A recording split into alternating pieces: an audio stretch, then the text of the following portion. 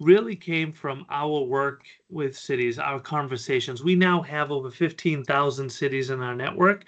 Um, but when we first started to expand our network and we talked to cities of all different sizes and locations around the world, we heard over and over again from the city perspective. Now, these are their words summarized, not mine, but the roadblocks to innovation were a lack of awareness of the solutions that were the innovative solutions that were being developed, and a lack of confidence in using something new in their community, particularly if it hadn't been around for years or used by hundreds of cities already. So what they described as roadblocks, I always saw at best as speed bumps. And I felt that leading cities had a role to play in smoothing that out, speeding up that process, connecting cities with these solutions, leveraging our network of global experts to evaluate and vet those solutions, to therefore source solutions from around the world and vet them to raise the awareness and to raise the confidence that cities and communities would have in deploying innovative solutions. So one of the things we learned when we started then working not just with cities, but also with entrepreneurs, is that doing business with government is a very different experience than doing business to business or business to consumer type businesses or solutions, products, services, whatever. And so we decided that it wasn't enough just to connect cities with innovative startups. We needed to provide those startups with a understanding of what it meant to do business with governments, whether directly as a client or as a partner in the deployment of their solution. And so this became an accelerator program. We've designed a curriculum that is not your typical startup curriculum. Anthony will talk about this in a bit, but our curriculum is definitely different. It is focused on the nuances of working with government. So we're not having sessions around business plans and go-to-market strategies. It's about things like navigating public procurement, how to partner with cities, how to scale a pilot project into a full deployment, things like that. So we've become the world-leading accelerator focused on urban innovation. It is a completely virtual program, and we have our platform we call Launchpad 11, which is I always describe as Metaverse Lite, but it's the vision of Launchpad 11 is to be the virtual version of a Silicon Valley specifically focused on the sustainability, resiliency areas. And so it connects startups with city leaders, industry experts, investors, and funding opportunities, potential partners, etc. Coming back to the QBE AcceliCITY Resilience Challenge, this year we will have $175,000 in prize money. There's a $100,000 grand prize and 3 additional prizes. The grand prize has one string attached, which is to say that at least some of those funds have to be used to deploy your solution in a city, at least at pilot scale. And we will help you find the city to do that. So it's not your responsibility to find it. You will not be judged on that. You're being judged on the level of degree of innovation of your solution, the potential impact, not the impact you've already generated, but what we see is the potential if you were deployed in every city in the world, for instance. And also, there's a general feasibility understanding. If there's sometimes we have a solution that in some places might not be legal or feasible for one reason or another. So there's that kind of litmus test as well. But the main thing is about impact and innovation. Everybody who is selected, we will select the top 100 solutions. All 100 solutions will go through the accelerator program. So everybody wins that prize to really get the connectivity with cities, to get the connectivity with global experts, to learn, to be better positioned, regardless of the competition in the AcceliCITY program. We do have 3 other 20 prizes, each at $25,000. One is our prop tech prize. So for those solutions who have a prop tech focused solution, there is an additional opportunity for you to win $25,000. And everybody who is in our finalist stage will also be considered for one of 2 what we call People's Choice Prizes. And the reason we have 2 is because we actually host 2 final events, one in the Eastern Hemisphere, one in the Western Hemisphere. The solutions are the same in both that we're sharing. It's the audiences that change based on time zones, and each audience gets to choose their favorite, and those favorites in each time region will have a $25,000 prize. All of those $25,000 prize have no strings attached. Just to give you a sense of some of the other benefits that's available to all top 100 solutions that will be announced in June. First and foremost, there's one-on-one mentorship opportunities from experts in urban innovation, business development, sustainability, etc. Our mentorship program is definitely a program designed to be what you will make of it. It's available to you. It is not required by you. You'll have a moment to hear from Anthony. Anthony was one of our top solutions in last year's cohort. And so we thought it would be really important for you to hear from someone who is sitting on your side of the table, who was in your shoes a year ago today, who is considering joining this program and applying for it, was accepted, and his experiences during that. So we'll get to that in a moment, but Anthony, I know, is somebody who took advantage of the mentorship opportunities. We also have regularly scheduled networking opportunities directly with city leaders. So for those who want to get a city's perspective on your solution, want to initiate that business development opportunity with a different community, these are tremendous opportunities to do that.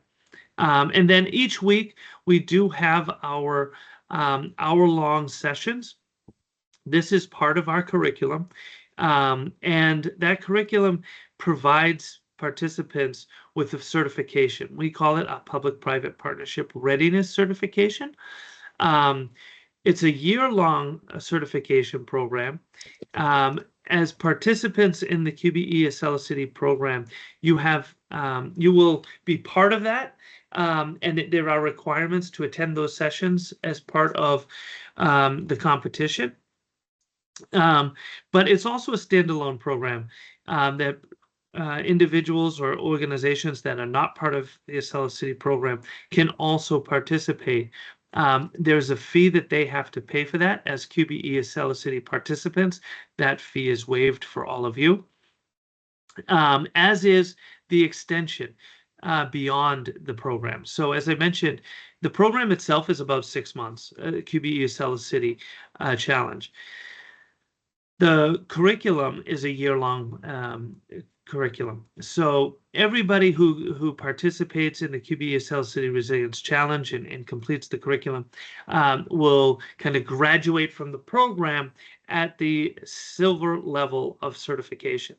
You will also have an option to continue that certification program for the rest of the year, which would get you all to the top level, which is diamond, and still at no cost to you. Again, this is that second half is optional to you, but it is free to you as well. A major part of this program is about pilot projects, and this is where we get a little selfish as a nonprofit, because our mission, as I said, is to drive sustainability and resiliency in communities. And so our mission does not really get met until you start deploying your solutions. So it is a main objective of ours as an organization to support you in that effort, to bring together yourself, your solutions with cities from around the world, and help you to expand. And there's a number of ways we do that. I mentioned the regularly, every month we bring in cities to talk to all of you, share their priorities, and then give you, these are what we call our city solution forums, give you an opportunity to line up, and we allow each person in line, time permitting, to provide a 2-minute pitch to the city. So it gives you an opportunity to let them know exactly what you're doing. If they are interested, they will indicate so to us, and we will make a email connection so that you can have a much more in-depth, much more targeted and focused discussion with them, whether that's for a pilot or full-scale project, whatever it is, we will be supportive of that.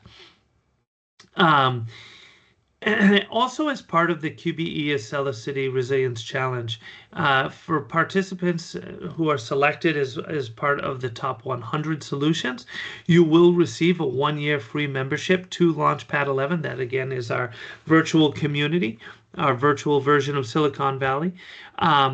You'll have direct access to mayors, city planners, other government leaders who are seeking innovative solutions, and, of course, access to a global network. And that continues after the competition itself ends. As I think everybody knows, deadline for those applications, it's coming. It's just 2 days away on the 30th. Unfortunately, there is no extension allowed because, as you can imagine, closing the application sets off a chain of events that lead to the announcement of our top 100 solutions at the beginning of June. So unfortunately, we are not able to entertain extensions because it would throw all of that off, and that affects the entire year of programming. So please be mindful of that close on the 30th. And just one last question we always get is, what time on the 30th?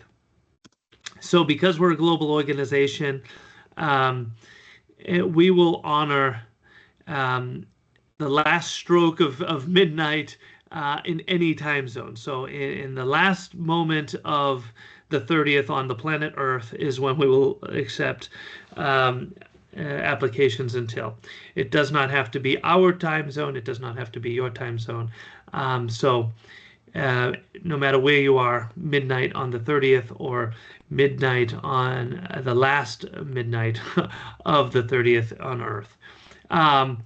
Now, my favorite part of these sessions is not me sharing all of this information, although I do hope it was helpful.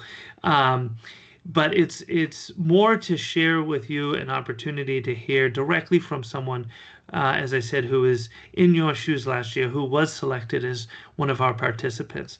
Anthony Joseph is the founder of Bike Party, and he can share with you more than just the technical details of the program, as important as they are, but what really matters to you, I think, is what you'll get out of the program.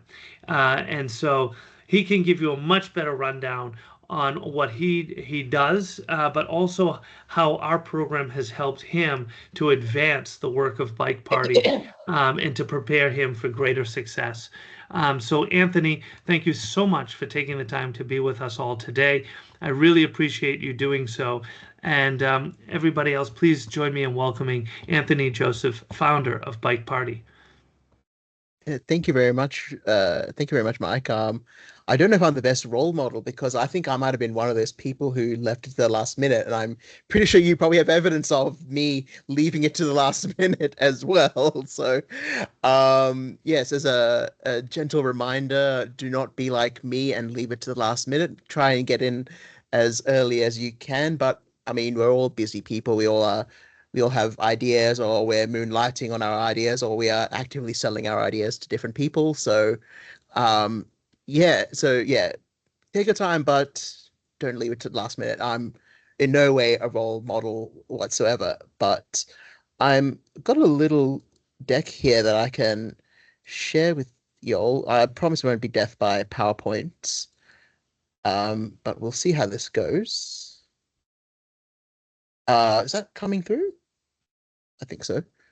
Fantastic. So thank you, Mike, for the introduction. I am the founder of Bike Party. So we're a social media app that uh, provides a platform for organizing group bike rides, but ultimately want to start having conversations with cities about their cycling infrastructure and ways they can better serve their people. And I guess that's probably one of the key takeaways there of that conversation with the cities. That is a very pretty specialist kind of thing, and that is something I did learn how to have that conversation. So with that, I may as well kind of start talking because I started actually as a software engineer for the Australian Defence Department, and for some reason I managed to go from there to convincing one of my friends to model for me, showing off our app in the middle of the street, through to said friend be and all her friends doing a group bike ride with us around Sydney foreshore, through to me going to Venice, of all places, to talk about organizing bike rides there and even going on a bike ride myself with my really nice hat. So I thought I'd just kind of share about like our journey, how we got to this part, what our experience was like going through the AcceliCITY program, and I thought I might just share just some of the things that I've learned from the program, so and just in life in general. So Bike Party actually started out in the middle of the COVID-19 pandemic.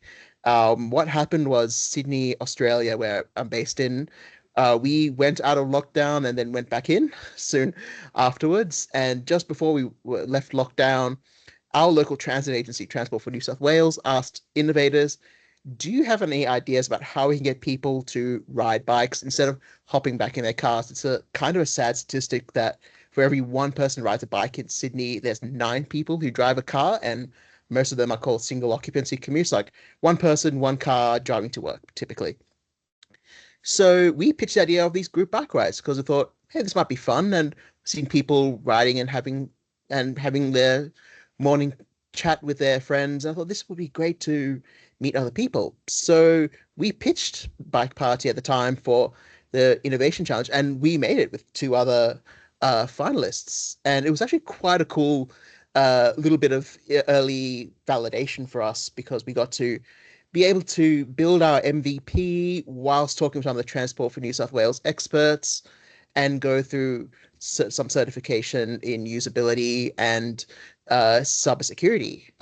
We even went through those focus group tests you've probably seen on TV sitcoms where people are behind the one-way mirror looking at someone else test your product, which can be a bit daunting.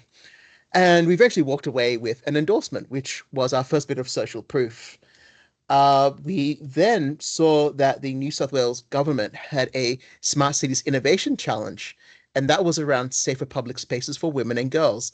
And this is probably the first time I got an introduction to what a smart city was. And unfortunately for me, I didn't really understand what it meant to have a smart city solution and have that conversation with city leaders, with decision makers, and people who need the data to support infrastructure decisions. So we did make it into their feasibility study, but unfortunately didn't make it into the final product that was selected. So it was a bit of a mixed feelings. And then we thought, well, we look into startup media, everyone seems to be raising capital. We probably need to start raising capital ourselves. And that's why I have the infamous poop emoji slide, because for me, talking to investors was a pretty lousy experience, whether I had warm intros or cold approaches to VCs, talking to large institutional VCs, to corporate venture capital, through to angels. I was not getting any traction. I was starting to get frustrated. I was thinking, what is wrong with me? Some people love my thing, but why am I not getting interest from investors? Even so far as to say, like, I even asked someone to review my deck, and they said, you have no chance of getting a meeting. And that was a bit soul crushing for me because I was like, what is wrong with me? I don't know what's wrong. Some people like it, some people hate it, and I'm getting this negative feedback across the board. But one of the angels said, have you heard of this startup Striders? And as it turns out, the guy who runs the startup Striders, it's like a 5K run on like Saturday mornings. And I said to him, not all of us like me can run the 5K. Would you be open to a bike ride? He's like, yeah, sure, come along, bring a bike, blah, blah, blah. So we end up starting the Startup Riders because I have a very uh, low bar for comedy. And I thought we just did like a short bike ride to the 5K run to give people who probably couldn't run an opportunity to still participate, meet other founders, and have that social interaction because I imagine all of us would sympathize that startup life can be pretty lonely and exercise is probably one of the biggest things that can be good for your physical and mental health. So we actually end up seeing the QBE AcceliCITY Resilience Challenge, and I don't exactly know how I found it out, but I'm really glad I did. And we end up being in your situation right now, applying for it. Definitely not at the last minute, but actually was at the last minute. I hit submit, and we made it into the top 50. And yeah, that's a very disapproving. Like, things worked out in the end, so I'm happy that we did. And when we finished the top 50 quote from last year, I ended up seeing the Toyota Mobility Foundation were advertising their Smart Cities Challenge, Sustainable Cities Challenge, and this is actually something I was pitching at 7 hours ago. So that's why I'm a little bit wide right now. So they asked for three cities, Venice, Verasani, and Detroit, for mobility solutions. And particularly for the city of Venice, it was around, as you could imagine, active transport, bike riding. How can we encourage a city like Venice on the mainland to ride more bicycles because they have huge traffic congestion problems? And we made it into the semifinals. And one of the coolest things about it was that out of 10 innovators who were in the semifinals, we were the only one outside the EU and the UK to make it into that. So I think that's pretty awesome, if you don't mind me tooting my own horn. And yeah, so I was in Venice in January this year, meeting the city officials, freezing cold weather. It's 0 degrees Celsius. I don't know what that is in Fahrenheit, but I'm going to assume that you can do the conversions. And but it was so fun to get to talk with the stakeholders, find out what their pain points were, and really understand how do we tailor a solution to meet their needs, which I hope I ended up pitching to a few hours ago. And I guess whilst I'm really proud of the fact that we did that, the other Varanasi challenge, which was about mobility during public festivals, I think one of my colleagues at the Toyota Mobility Foundation described Varanasi as India could possibly get. And one of our colleagues in Tiami Networks is a semi-finalist for that. So I take quite a lot of pride in the fact that two AcceliCITY top 50 startups made into this challenge. That doesn't feel like coincidence to me. That speaks volumes to how transformational the program can be in understanding who you are and what value you bring to the city. So that's why I feel like that's why I've quite an affinity for it, and that's why it's what 12:30 midnight Sydney time, and I'm talking about how awesome this program was for me personally. So, much like yourselves, I was sitting in your seat contemplating joining the AcceliCITY program. And for us, it was a 1 hour session, like Mike said, where we would have videos pre-made on particular content, like it might be B2B sales, how do we sell to governments? I'm drawing a blank now on a few other kind of topics, but we had like a full curriculum, and we also were able to engage with subject matter experts about that. I think we even did that maybe an hour ago with our wonderful marketing and sales expert. And like I got to even say, like, I tried this out, and I think everyone would agree with this, that I said I had to go and talk to experts in Venice about my solution. How do I talk to someone who doesn't speak my language? How do I do a sales outreach to someone who doesn't speak my language? And we had some really engaging conversations, and that's something that I particularly find really encouraging about a global program like the AcceliCITY program, is that you do have people around the world who you can have those discussions with, and people who are in their right minds. They are the experts in their field, and they have that experience, and they can share what it's been like. And of course, there's a venture mentoring team who are equally experts in their own rights. So as a part of the AcceliCITY program, we have to develop a pilot pitch. And going through that for someone like Bike Party, who, as you can imagine, we organize group bike rides, we understand how people move through the city, we can have that conversation with city officials. about how their infrastructure works and where they can make their investments. And part of that is the pilot pitch. If we want to pitch a pilot project to a city, we need to understand it. And that was what the assignment was, to go from the top 100 to the top 50, was understanding how your pilot project would work. And I was really fortunate to be part of the venture mentoring team and get to talk with the different people who are experts in sales, experts in marketing, say, here's my pilot pitch. Can you workshop this with me? Because I don't really know how to have that conversation with the city officials. And they would say, tear it through shreds, like, no, you need to change this.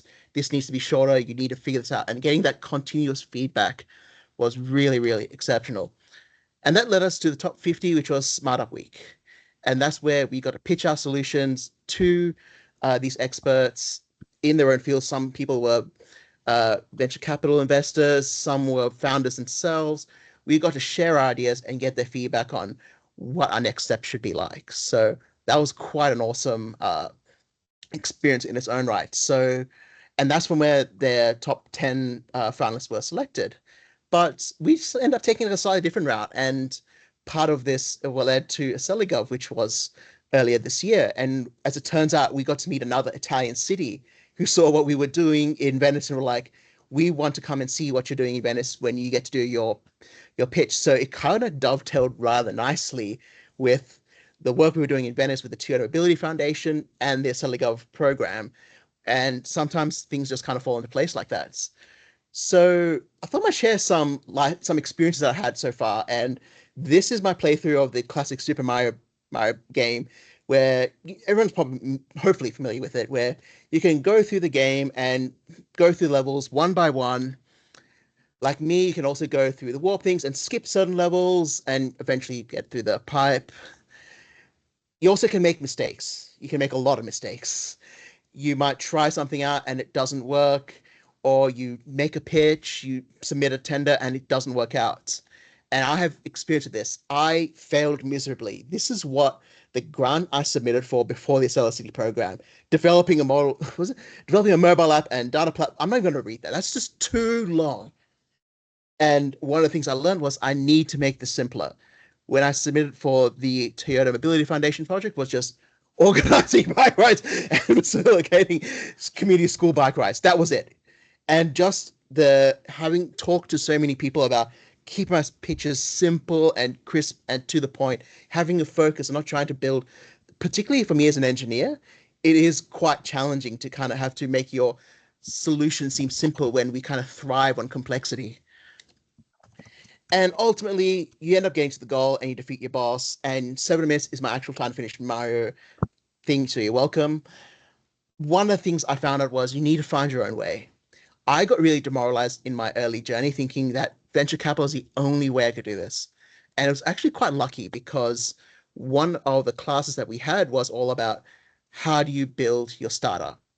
And you'll find that I think one person asking the questions about, is there programming for the Eastern Hemisphere? So I'm based in the Eastern Hemisphere myself. And one of the business founders there, he said he forgo venture capital and just focus on B2B sales. Focus on sales, just building up his revenue pipeline and just build from that. Another founder who ironically was started in Australia, moved to the US and was in the US when he built his company, he just went for venture capital and he had an equally successful business.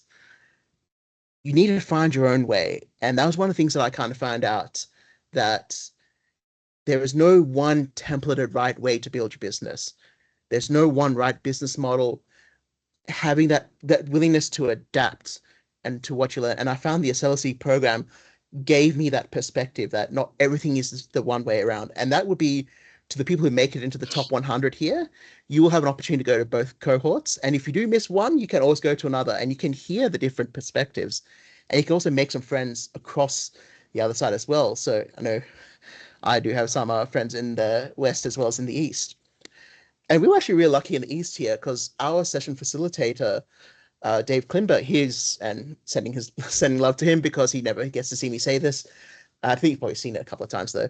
So he invited all of us to this Smart Cities breakfast that he was the MC for, and I was lucky enough to be able to attend. So I booked a flight to Melbourne from Sydney, slept on my sister's couch, and got a ride to the to the breakfast, and we got to meet some really influential people, like the mayor of Melbourne City. This will be like the mayor of New York, mayor of San Francisco. These are really important people, and we got to meet the president of the Smart Cities Council, Corey Gray. We got to meet Meredith Hodgman, who was at the time the Australian IoT Alliance president.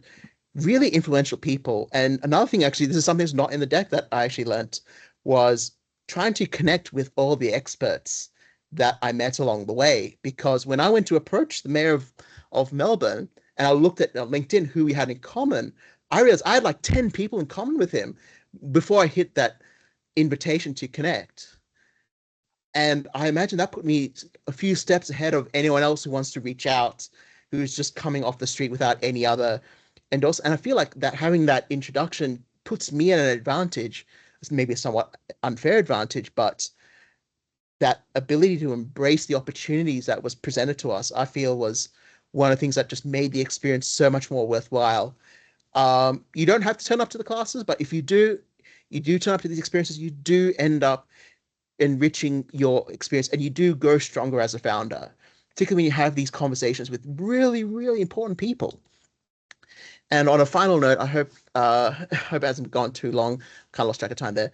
For those of you who don't know this is Chadwick Boseman, and this was him presenting the Lifetime Achievement Award to Denzel Washington. And I quite love this story as well because for him, he was studying at Howard University, and Felicia Rashad, who was another actress in her own right, wanted to send her acting students to England for this special course, and some of the students, Chadwick included, couldn't afford to go. So she reached out to some of her actor friends to say, "Can you help me send these kids to England?" And as it turns out, Denzel Washington was the one who paid for Chadwick Boseman to go to, and of course, this would have set off his entire career. That people I know, obviously, the Black Panther. He says in his own right, "There's no Black Panther without Denzel Washington." And for me, it's one of the key things I've learned so far that as founders, we're all at different parts of our journey, by the way. Some of the AcceliCITY participants were like, "I've got this idea and I'm building my MVP." There were people like myself who were like, "We've got our MVP and we're searching for our product market fit." Or we got maybe one or two people paying for us, but we want to scale. And we had other people, who were like, "I've got a very well established business and I want to understand how to work with governments." So don't be intimidated by the fact that you'll have people along the journey at different kind of stages, because what is the success in this program is your ability to sell to a city, not necessarily how far you are along your journey. And one of the things I learned was that you'll have people who will always open doors for you, like David opened doors for us. But you yourself as a founder will know some people. You'll have connections in your city. You might know someone who happens to run the local food bank and is looking to partner with a startup who has a cool idea and wants to validate their idea. They might be able to do a free pilot for them. You have the power right now, as it stands today, to open doors to someone else. And I want you to kind of keep that in mind, because when you think that when you realize you're not maybe as helpless as you are, and you can open doors to other people, I promise that energy comes back to you quite a bit. So, and I kind of leave on a note that for me, the startup journey has been all about pain, and you have the good times and you have the challenging times, but these will always end up shaping you for your purpose. But thank you so much for listening to me ramble about it. I'm happy to answer any questions that you all might have, but thanks again for your time. Great job, Anthony. Thank you so much.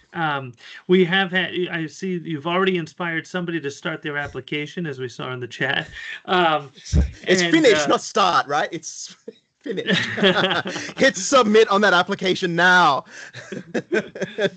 Do not be like me. I am not a role model. We've also had a number of questions that have been answered in the chat. One that we do get frequently, and I figured I might as well bring this one to the surface for everyone, is a little bit of confusion on two things. One is the mention of prop tech, and the second is the mention of divisions. So I want to make sure I'm clear on all of that. QBE AcceliCITY Resilience Challenge is not a prop tech focused challenge. It is much broader than that. In fact, any solution affecting the sustainability, resiliency, equity within a community is within the scope. We just have a particular prize that is focused on just prop tech solutions. So for those that are selected into the QBE AcceliCITY Resilience Challenge cohort, who also fit the description of a prop tech solution, will be considered for that prize. Everybody else is considered for the rest, the grand prize and the People's Choice prizes. There, as part of the application, you will also have a choice of divisions. And I know Anthony mentioned this a bit, but the choice of division determines which time zone that your headquarters are in, or whomever is participating on the your company's behalf is in, because we run the curriculum in both the Eastern and Western hemispheres to accommodate everybody's time zones as best we can.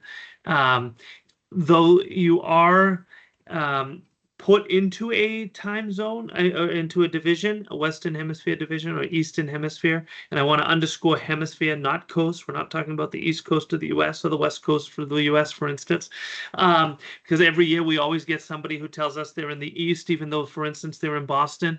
And then they are expected to attend their sessions in the middle of the night. So to avoid that situation, please choose the hemisphere that is most appropriate. But that having been said, and Anthony is also one of those people who took advantage of this, we allow you to attend any session. So if you're, for instance, accepted into the Western Hemisphere and you choose to participate, you're expected to participate in the Western Hemisphere sessions. But if you also choose to participate in one or all of the Eastern Hemisphere sessions, you are welcome to do that. It's the same subject, but different speakers, so you get very different perspectives. Anthony, I don't know if you want to say something about that, because I know you definitely took advantage of it. Yes, I actually found this out only midway through the program. As it turns out, one of our other colleagues, and Minky, if you do see this, sending you lots of love. Minky was one of our other fellow founders in the West, who I noticed was coming to um, the Eastern talks, and I realized, hey, this actually might be an idea to kind of see a different perspective. So I started to see that, and even if not from just the two other perspectives, as it turns out, you'll probably have businesses, or you might be moonlighting on your idea or what have you.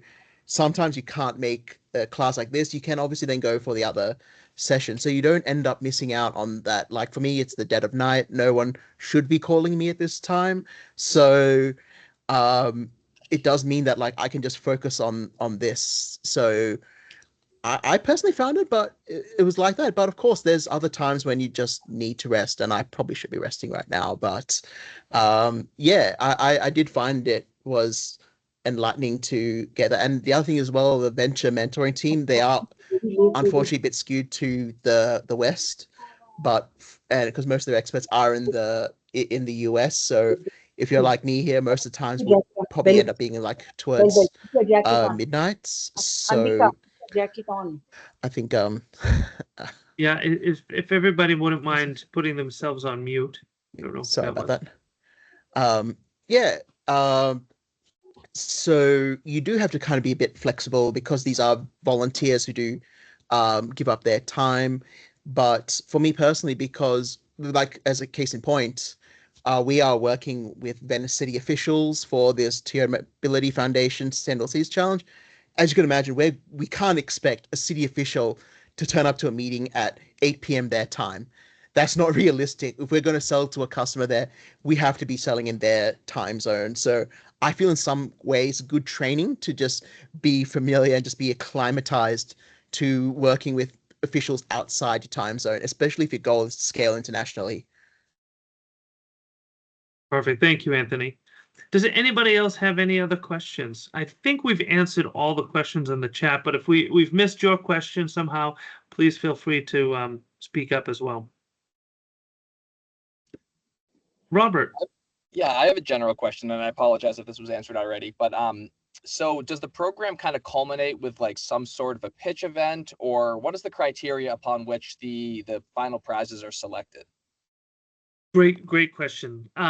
So just in terms of the selection criteria, it's the same generally throughout the program from who gets in initially, and that is a degree of innovation, potential for impact, and I want to underscore potential. It's not what you've already achieved, but what is potentially possible.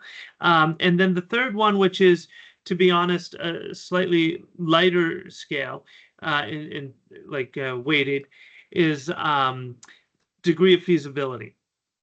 So those are the general criteria. The stages, first, of course, is this application. And then from that, we will select the top 100 solutions.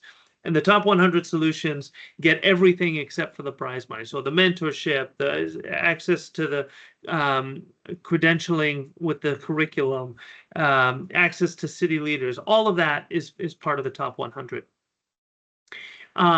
We will have another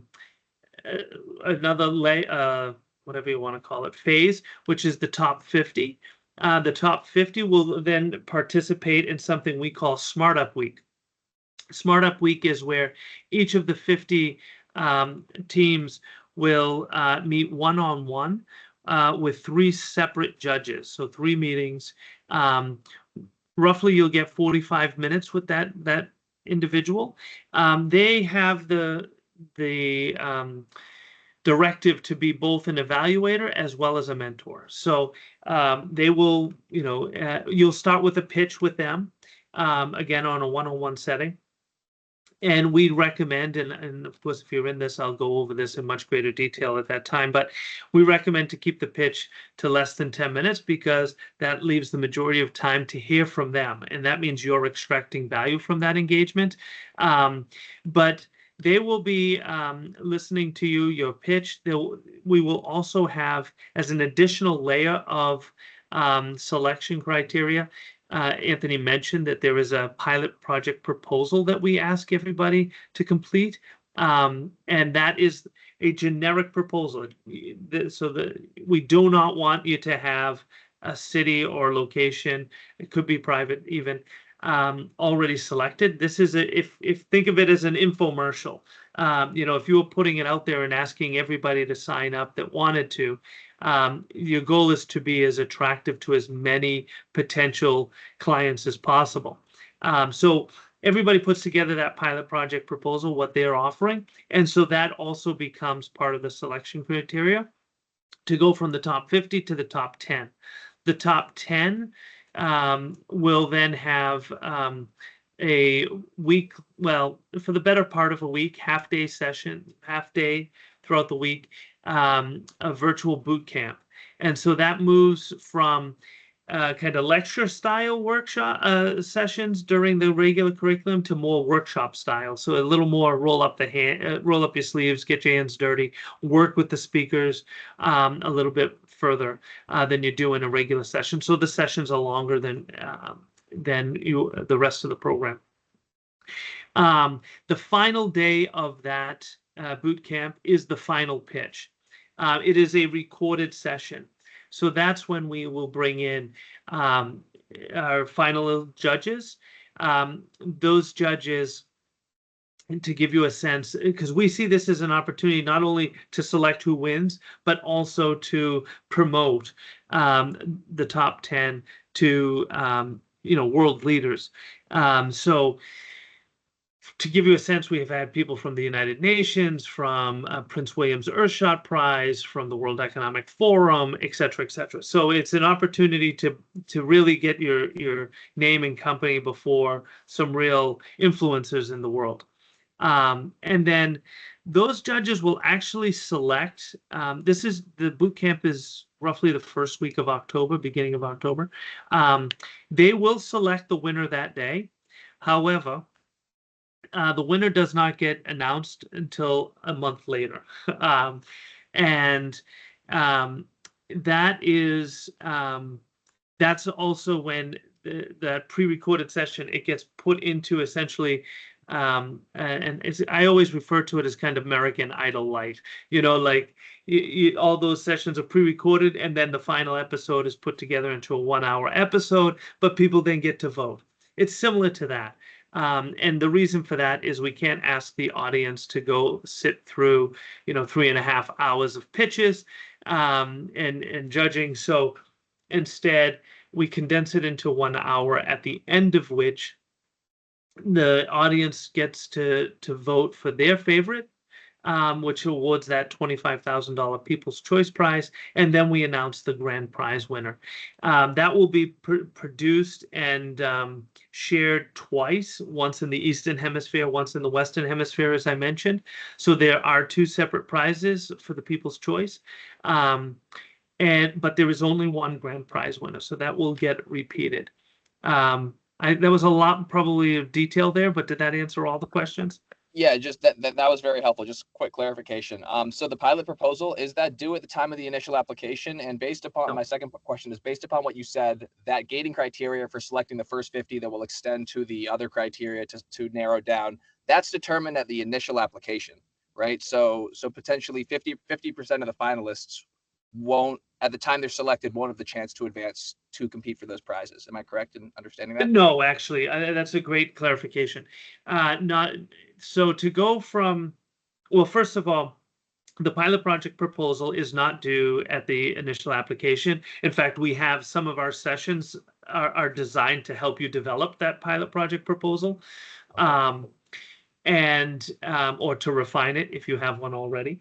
And then to go from the top 100 to the top 50,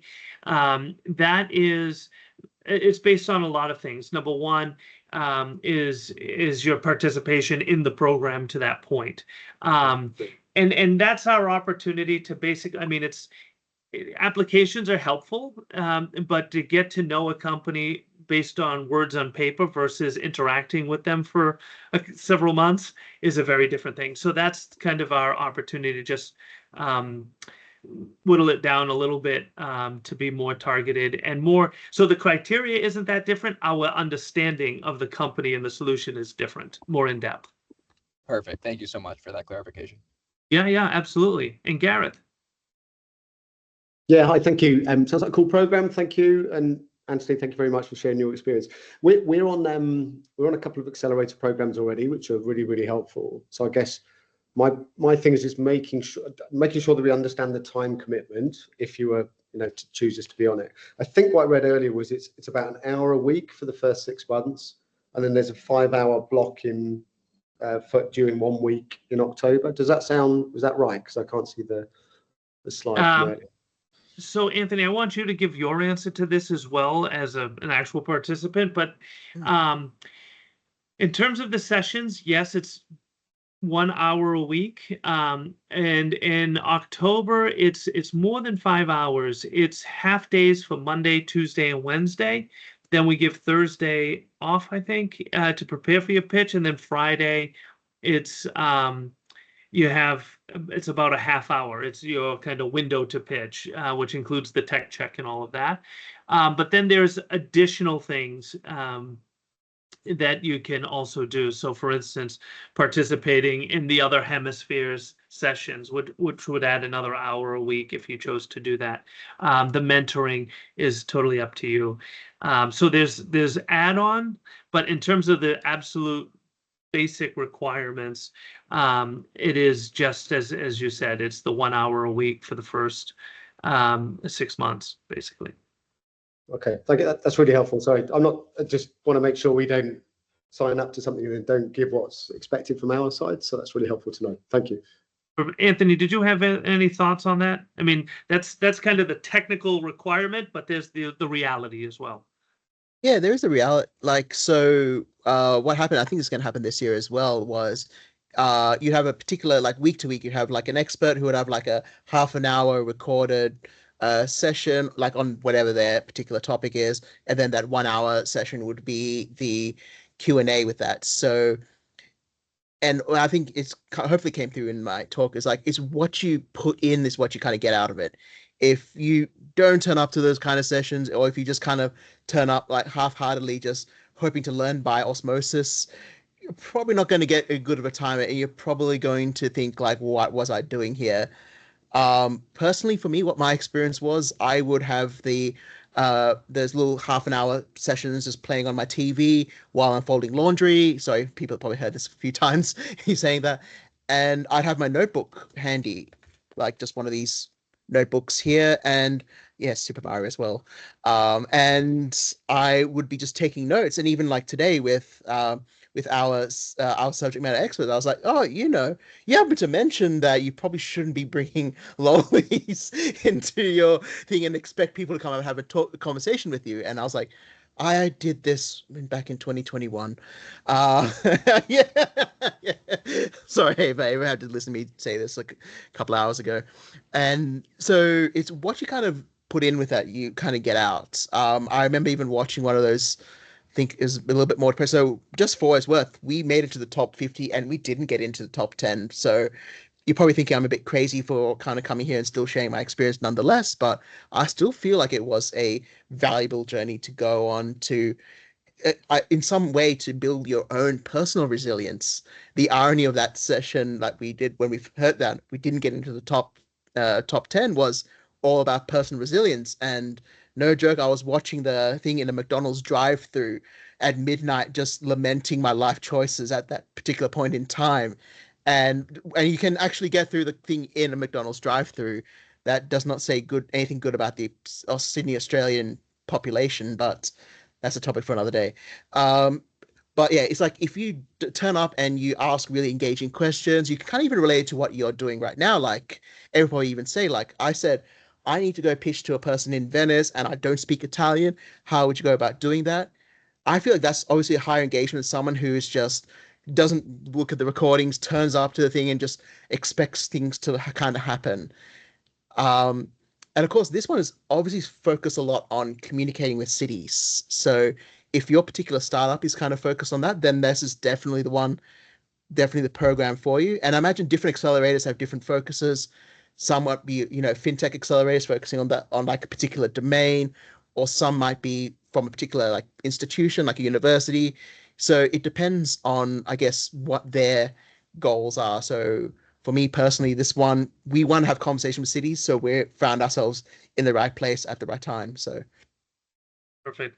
I know we have just 2 minutes left on our scheduled oh, time here. sorry, I lost track. No. You're great. You're great. I just want to make sure, Raja, I'm going to come to you in 1 second. I saw Timothy asked a couple questions in the chat. So in terms of how many companies are selected to pilot, it's an interesting question. There is one grand prize winner, and that grand prize winner will get $100,000 to do the pilot. And then at the end, you have, this globally sourced, expert vetted, award-winning solution. We have $100,000 to do a pilot. The one piece of that is missing is a place to do it in. And so we have our sister program called AcceliGov, where we package the money plus the solution for a no-cost pilot. And then we promote that to our network of 15,000 cities beyond plus. We do Google ads about it, so it's not limited to just cities in our network. Those cities then apply for the pilot. You, as the provider of the pilot, get to choose who will win your pilot, which city will win your pilot, or private sector. It could be private sector as well. And leading cities will be there to support and throughout the process to support. But in the end, it's your choice. You have to do business with them, so you get to choose. So that's why when we ask for the pilot proposal, that it's not specific, it's generic, so that any one of our 15,000 cities plus could find interest in wanting to deploy it. And the other added benefit to that program is that not only do you get the pilot, but you also have created a pipeline of cities who have self-identified as being interested in deploying your solution. So that's the benefit of that application process from the city side, in sharing those applications with you. Now, that being said, the AcceliGov program is also available to Launchpad 11 members. So even if you do not win the $100,000 grand prize, you can still participate in AcceliGov. The one thing to be mindful of is, so Anthony is one of the, right now actually, right, is part of this current cohort. We do 5 solutions every quarter. This is part of our initiative with the Clinton Global Initiative to deploy 100 solutions, 100 innovative solutions in 100 communities by 2030. But the one caveat to that is if you do not win the grand prize, you would have to come up with your own funding for that pilot. Now, some people have it as part of their kind of business development strategy to pilot in a city. Some people have it as, the first one, business development in multiple cities. Some people have it as I need to pilot it just a couple times to prove it. If that's the case, or you might have outside funding that would support a pilot. That all of those are possible. The one thing to be mindful of is any solution in the AcceliGov program has to offer it at no cost to the city. Now, cities do have some peripheral costs, staff time and whatnot. We're not talking about those costs, just the cost of the deployment of the solution itself. And Timothy, your last question, you're a company from Europe. Everything is remote. Everything we do is actually remote. So there are additional opportunities that we have where you can participate in person, but those are not required as part of the program. They're just added on benefits. And now, Rasha, thank you for your patience. What was your question?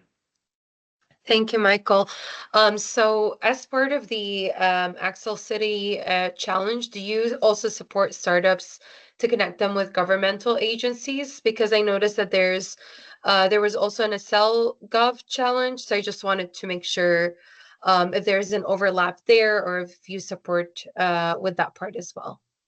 Yeah. So the AcceliGov is what I was just talking about, how we actually connect solutions with cities. It's where the cities apply for a pilot. And we do connect. I mean, our focus is, and kind of our area of greatest competence is at the city level. But as I mentioned, we allow pilots, for instance, or engagement, and we support engagement with private sector as well as higher levels of government, state, regional, national, whatever it might be. Obviously, in terms of connections, we're limited by those connections that we have. But for whether you're in AcceliCITY or a member of Launchpad 11, like once you're in what I refer to as the Leading Cities family, I mean, we're here to support. So anything we can be doing to support, we're interested in exploring with you. And I always encourage people to be candid and open with that request of support. I would rather us have to say, I'm sorry, it's not, we don't have a connection there, or I don't have the capacity to do that, whatever it might be, than to have found out later that we could have been helpful and didn't know. So that's definitely part of kind of the ethos of Leading Cities. Would you agree with that, Anthony? Definitely, yeah. And it's and the connection that you would make is, so I guess the different ways you'd kind of meet people would be obviously those week by week classes as part of the AcceliCITY cohort. There'd be the city solutions forums when you do get to meet officials from different cities who have facing different challenges, and some might be extremely specific to what you are doing and some might not be at all, and it's sometimes luck of the draw. And of course there's the AcceliGov program, so there's a lot of ways to really engage with the program. And it's one of the things, it's that coming back to that, you get what you put into the program. If you are a passive consumer, you're probably going to miss those opportunities, but if you do actively seek them out, you will get a lot more out of it.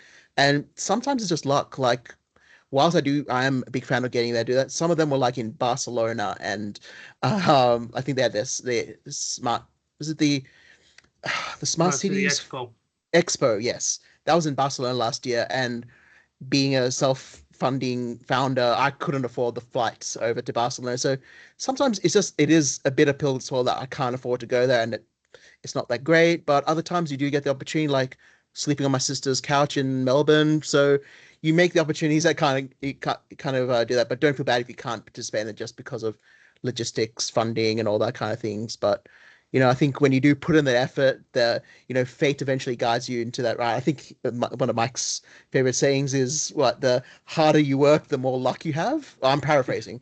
So It's Thomas Jefferson who said, the funny thing about luck is the harder I work, the more of it I have.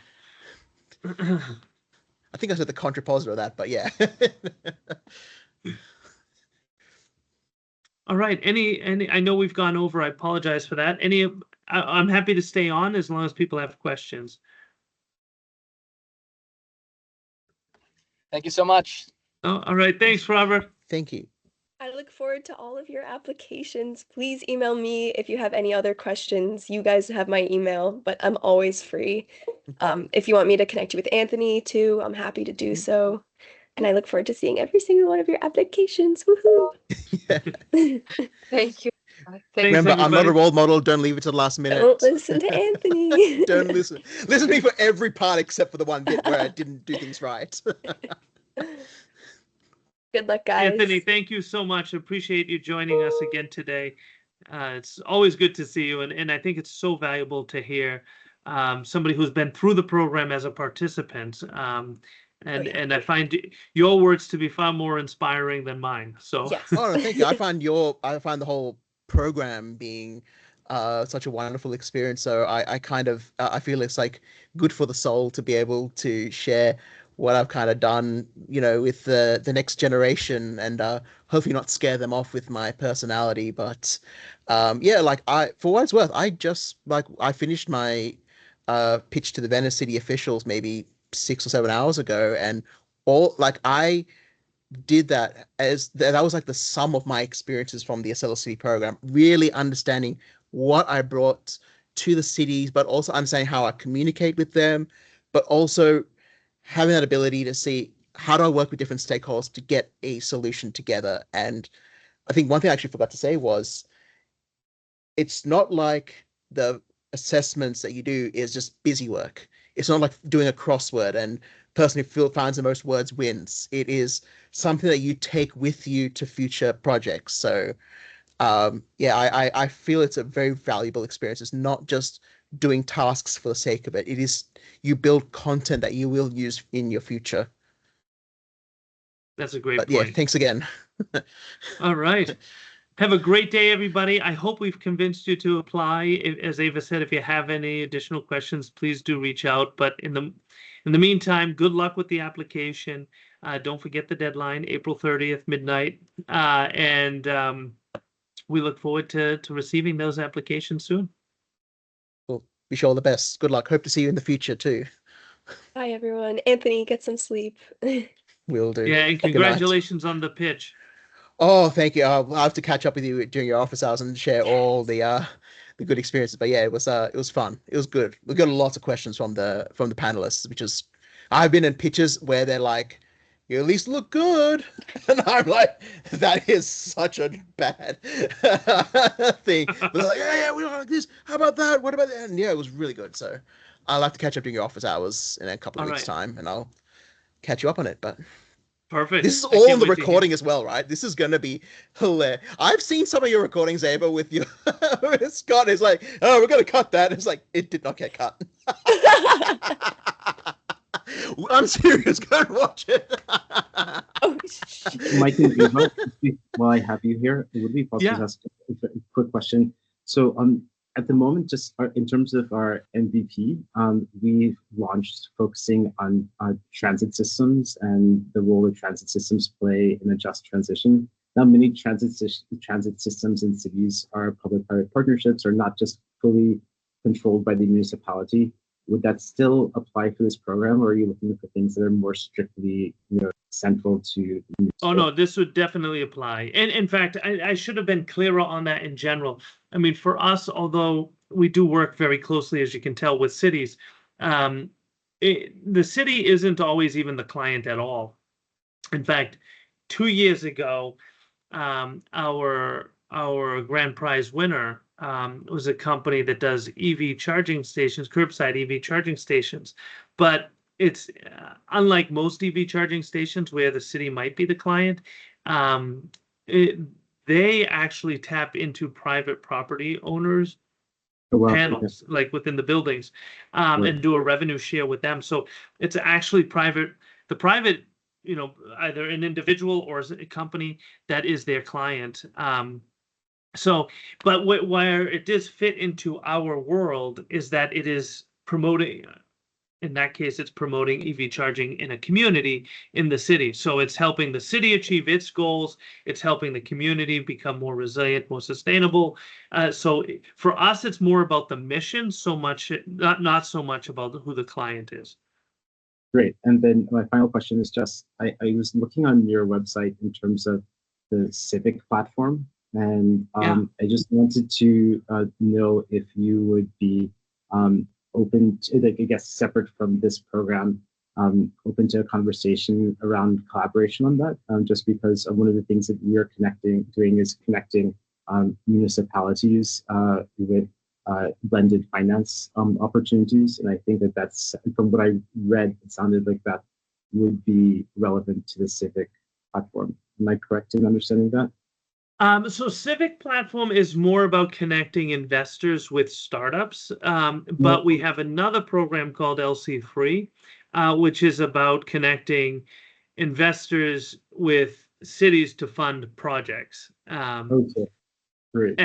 And that can be through any number of tools. I mean, for instance, a government grant can be part of that, but it's also, I mean, one city that we're talking to now is about rebuilding their seawall, and the way we're structuring, or if we end up finalizing this, the way the deal would be structured, or at least in part, would be leveraging the $9 million a year in insurance premiums that the city would be saving, amortized over 25 years. It becomes something investable for the private sector. So we look at different models like that. Fantastic. Thank you very much. Absolutely. So glad you joined us today. I hope we've convinced you to apply. Oh, 100%. Oh, Thank you good. so much. Bye-bye. Absolutely. Take care. Have a great day. Anthony, thanks again. Yeah, Of course, Anthony, no. Thank you for so letting me good. be a part of this. Absolutely. Bye-bye. I'm gonna end this. Bye, guys. Surely. Bye.